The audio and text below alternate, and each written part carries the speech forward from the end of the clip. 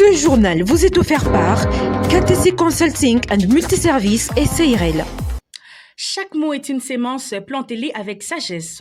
Mesdames, Messieurs, bonjour, bienvenue dans Portefeuille d'infos, une tranche des informations qui dominent à travers le monde sur Finesse Monde TV. 2 jours après la violente charge de l'ancien président congolais contre son successeur dans une allocution prononcée sur Internet, la riposte du parti présidentiel a été organisée ce dimanche 25 mai 2025 au siège de l'IDPS. Le secrétaire général du parti a accusé Joseph Kabila d'être génitaire du M23 et responsable des 18 ans du chaos en RDC. Bayebisaki ngai basengaki ye aluka moyen ya ko faire accepter Kabila Joseph comme congolais.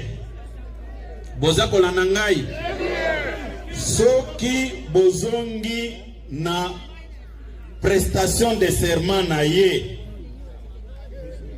bokoyoka azakoloba kombo na ye Joseph Kabila. Kombo ya Kabange ezalaki te. C'est après avoir réfléchi, après avoir pensé comment trahir les Congolais, bayaki kobakisa Kabange. D'où par conséquent, à partir de ce soir, Nazako lancer un appel à M.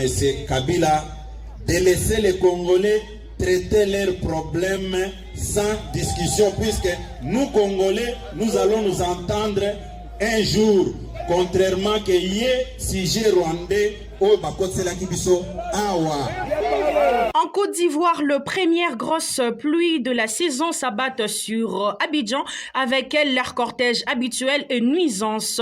Sur ce, le gouvernement lance une vaste opération de sensibilisation contre l'insalubrité pendant 3 jours dans plusieurs quartiers de la capitale économique pour inciter les habitants à adapter de gestes simples mais essentiels pour prévenir le risque sanitaire. En Amérique, à l'issue d'une conversation téléphonique ce dimanche 25 mai 2025, le président américain et la présidente de la Commission européenne ont tous deux annoncé que le droit de douane de 50% sur les produits européens importés aux États-Unis, annoncé par Donald Trump vendredi 23 mai 2025, n'entrerait en vigueur avant le 9 juillet 2025 afin de laisser le temps aux deux partenaires de conclure un accord. En Asie, le président français Emmanuel Macron est arrivé au Vietnam ce dimanche 25 mai 2025 pour une tournée qui le mènera ensuite en Indonésie,